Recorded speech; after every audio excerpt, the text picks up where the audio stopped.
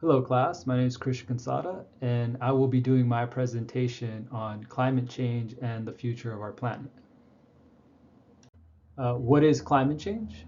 Climate change is one of the most significant environmental challenges of our time. It is a global phenomena that affects every aspect of our lives, including our health, economy, and natural resources. The purpose of this presentation is to provide an overview of the causes, impacts, and solutions to climate change. So what are the causes? Humans mainly. So climate change is caused by human activities that release greenhouse gases into the atmosphere. Primarily, the primary greenhouse gas is CO2. The primary sources of these emissions are the burning of fossil fuels, deforestation, that means cutting down our trees, which remove CO2 from our atmosphere, and agricultural practices. According to the IPCC, human activity has caused the global temperatures to increase by 1 degree Celsius above pre-industrial levels. I know that doesn't sound like a lot, but rising the global temperature by 1 degree actually starts to affect our planet in so many ways. It really starts to affect our ecosystems in the ocean. The water starts to change acidity. So some certain marine life can't survive in the water as it starts to warm. So, what are the impacts of climate change? Climate change is affecting our planet in so many ways. So, the impacts of climate change are already being felt around the world. Rising temperatures are causing sea levels to rise and increase the frequency and severity of extreme weathers, such as droughts, floods, and hurricanes. Climate change is also affecting agriculture and water resources, leading to food and water insecurity and exacerbating conflicts and migrations. So some of the problems that climate change is bringing to our planet can already be seen every year. Here in California, we have wildfires every year. We have wildfire season. The wildfire season has been extended. It lasts longer now, and the fires are more extreme, and they're more dangerous, and they're harder to put out, causing firemen to die, wildlife to die, and people's homes to be destroyed. In the East Coast, the hurricane season is every year is getting more and more severe. Not only are the hurricanes getting worse in terms of the categories, but the hurricane season has also been extended. Where back then hurricane season used to be from was May to August. Now it's April to maybe sometimes October. That's a bigger window for more damage, suffering, and death to occur in the East Coast. Also, climate change is causing a lot of water resources to dry up. So you're going to start seeing a lot of migration, people moving, millions of people moving from their current country or towns to where they can go somewhere where they can farm and have access to natural resources. This is not only going to cause migration, but it could also start conflicts and wars. A lot of people are not going to like the fact that there's, other people moving into their areas.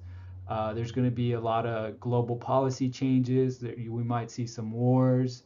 We might see people fighting over natural resources here in the near future. So there are a lot of problems that are going to come with climate change. And these problems we can already see happening every year. They're becoming more apparent, and we can no longer hide from this. Not only do we have environmental impacts of climate change, but we also have health impacts. Climate change is already affecting human health. Rising temperatures are causing heat waves, which can lead to heat exhaustion, heat stroke, and respiratory and cardiovascular illnesses.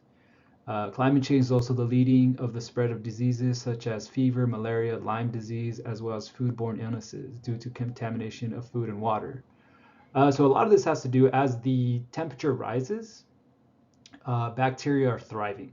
Uh, Bacteria, as the planet's getting warmer, it's going to be a lot harder to keep food safe from bacteria. Bacteria is the one that leads to all these illnesses mentioned above: malaria, Lyme disease, fever. So that's also something we need to be mindful of.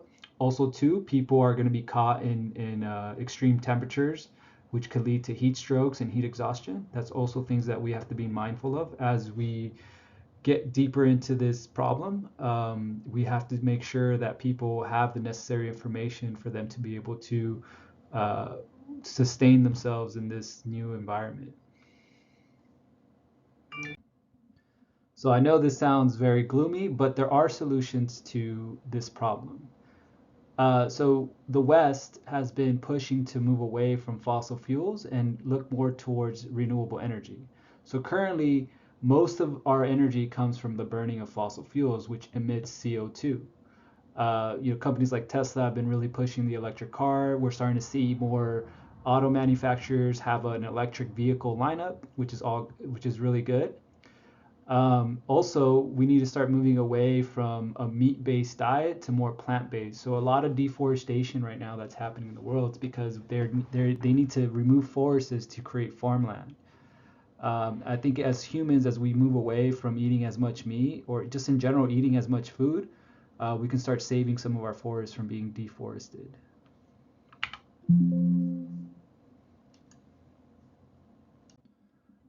So there have been international efforts to combat climate change. So international cooperation is necessary to address the global challenge of climate change. The United Nations Framework Convention on Climate Change is the primary international agreement on climate change. The Paris Agreement, signed by 195 countries, sets a goal limiting global warming to well below 2 degrees above pre-industrial level with a target of 1.5 degrees Celsius. Countries are also required to submit their nationally determined contributions to reduce greenhouse gas emissions and report on their progress. Not only do individuals have a role to play in combating climate change, but businesses as well. Businesses have an essential role to play in addressing climate change. They can reduce their greenhouse gas emissions by adopting energy efficient practices and investing in renewable energy. By doing so, they can influence their supply chains and customers to reduce their emissions. They can also reduce their exposure to climate risk and gain a competitive advantage in the emerging low carbon economy. So the perfect example of this was Tesla. Tesla, about a decade ago, entered a market that there was no market for electric vehicles, and they decided to take a risk and to invest all their resources into creating not only a brand but a series of amazing electric vehicles. What happened after that was all other car manufacturers wanted to get behind this because they saw how efficient and how well Tesla was doing. So now mostly every car manufacturer has a good selection of either hybrid or electric vehicles for you to choose from. So as we start to see businesses and building brands and creating renewable energy vehicles, it's also going to get people behind this idea.